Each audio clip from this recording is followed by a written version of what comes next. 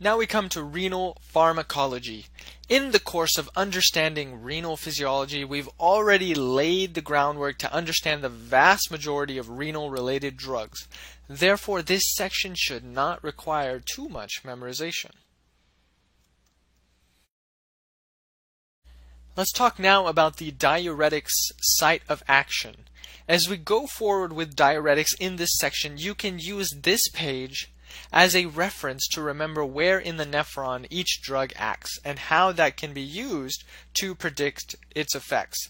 The main thing that I want to highlight in this diagram is that carbonic anhydrase inhibitors, like acetazolamide, acting on the proximal convoluted tubule, have relatively minor effects because whatever is not reabsorbed in the proximal tubule can be reabsorbed downstream in the rest of the tubule. Now, loop diuretics and thiazides have stronger effects because there is not much of a mechanism to reabsorb the ions after the loop of Henle and distal convoluted tubules. So why do potassium-sparing diuretics and ADH antagonists, why do these have relatively minor effects? The answer is because most of the ions and water have already been reabsorbed by the time the filtrate reaches the collecting duct and the tubules. Also keep in mind that all diuretics except the potassium-sparing and antidiuretic hormone antagonists will increase the excretion of potassium, except the ADH antagonists and the potassium-sparing diuretics. This is because all of the other diuretics increase the delivery of sodium to the collecting tubules, which then gets reabsorbed, and that creates a more negative lumen potential in the collecting tubules, and this negative potential then causes increased excretion of potassium as well as hydrogen ions. So we'll keep our diagram off to the side here so we can look at it when we need to as a reference. Now let's start off with the first diuretic, mannitol. This is a sugar that is freely filtered. It's freely filtered by the glomerulus, but it's not reabsorbed. The excess solute in the lumen of the tubules then causes an osmotic diuresis because water stays in the tubules. Clinically, it's used for drug overdose and increase intracranial or intraocular pressure. For drug overdose, the drugs that it's used for are hydrophilic drugs, because mannitol can increase the diuresis of water, and that will take the hydrophilic drugs with it. Toxicity of mannitol includes pulmonary edema, congestive heart failure, dehydration, and it's contraindicated in anuria when patients can't produce urine. So the reason it's causing pulmonary edema and CHF is that too much mannitol can cause water to come out of cells and into the interstitial space. And if patients are diuresed too much with mannitol, they can become dehydrated. And what happens if patients can't produce urine? They won't be able to excrete the mannitol that is given to them, and this will also pull water out of cells and into the interstitium. One last thing to mention, on your exam, look out for mannitol being given during neurosurgical procedures to reduce intracranial pressure. The next drug is acetazolamide, which we mentioned is a carbonic anhydrase inhibitor. By inhibiting carbonic anhydrase, bicarbonate is not reabsorbed because it's not converted into what? CO2. And this causes the bicarbonate to be lost with sodium in the urine. Now, clinical uses for acetazolamide include glaucoma, because it reduces aqueous humor pressure.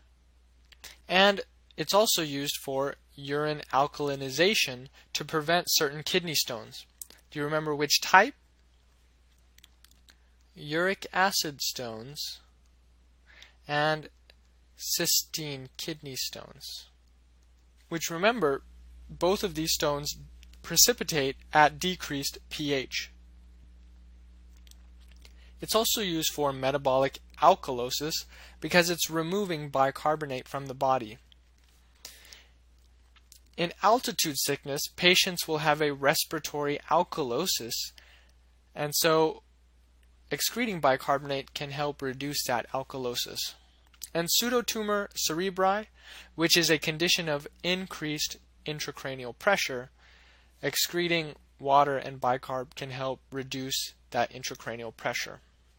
The main toxicities for acetazolamide is hyperchloremic metabolic acidosis due to the loss of bicarbonate in the urine. It can also cause paresthesias, ammonia toxicity, and sulfa allergy because it's a sulfa drug.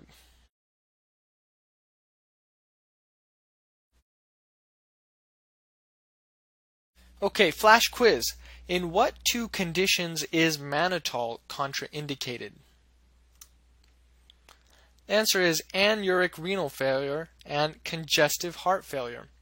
Remember that if mannitol builds up, it can pull water out of cells.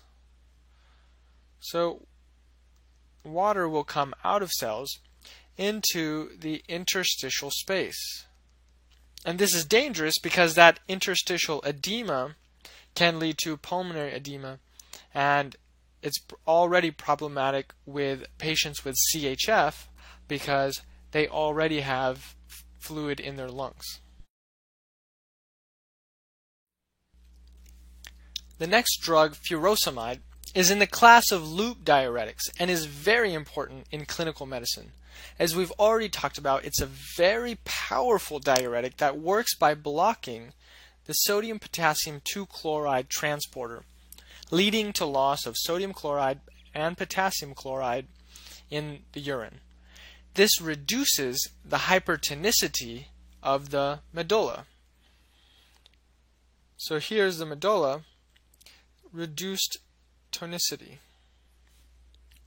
So what will this do to the ability of the kidney to concentrate the urine?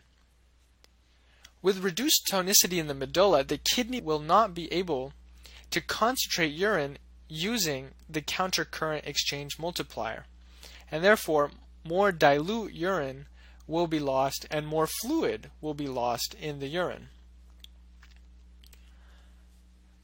Furosemide also stimulates prostaglandin E release, and this causes a vasodilatory effect on the afferent arteriole. So what will that do to the GFR? It will increase the GFR, leading to more filtrate production. Also remember that loops lose calcium, and loop diuretics will increase the excretion of calcium. Furosemide is very important clinically, and it's used to eliminate fluids in acute edematous states such as CHF and cirrhosis. And it's also a common drug used to treat hypertension and hypercalcemia. However, it can have some adverse effects. The way to remember them is with the mnemonic ODANG: ototoxicity, hypokalemia, dehydration, allergy, because it's a sulfa drug, nephritis, which is interstitial nephritis, and gout due to hyperuricemia. The next drug is ethacrynic acid. It works in a manner similar to furosemide, So what protein is it blocking? The NAK2Cl cotransporter. And because it is similar in mechanism, it also has some of the same toxicities. Now, clinical use is that it's used for diuresing patients with sulfa allergies, and that's because this is not a sulfa drug. So it's preferred in patients that have sulfa allergies, and this is a commonly tested question on the exam. As we said, the toxicities are similar to furosemide, and if a patient presents with CHF and is given furosemide and develops an allergic reaction, the next time they have a CHF flare, you won't give them furosemide, and ethacrynic acid will be your drug of choice. That's the main thing to remember about this drug. Hydrochlorothiazide is the prototype of the thiazide class of diuretics. It works by inhibiting the sodium chloride cotransporter where? In the distal convoluted tubule. And this leads to loss of sodium chloride and water in the filtrate. And because this is not a potassium-sparing diuretic, it's also going to increase the excretion of potassium. Now, the distal tubule is important for diluting filtrate. So inhibiting the sodium chloride cotransporter reduces the ability of the nephron to dilute the urine. Therefore, more ions get excreted, sodium chloride and potassium, as well as hydrogen ions.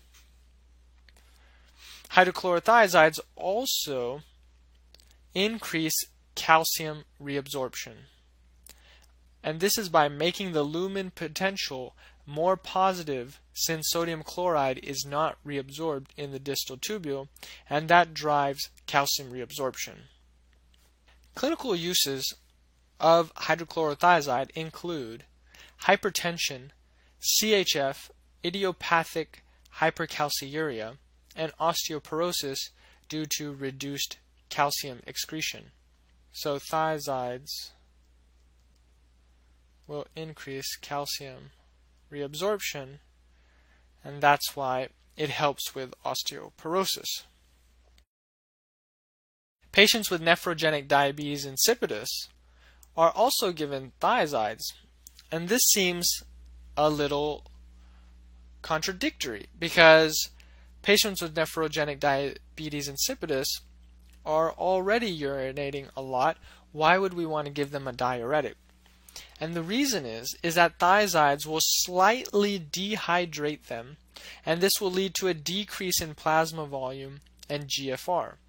And ultimately, this is going to lead to increased proximal reabsorption of sodium and water.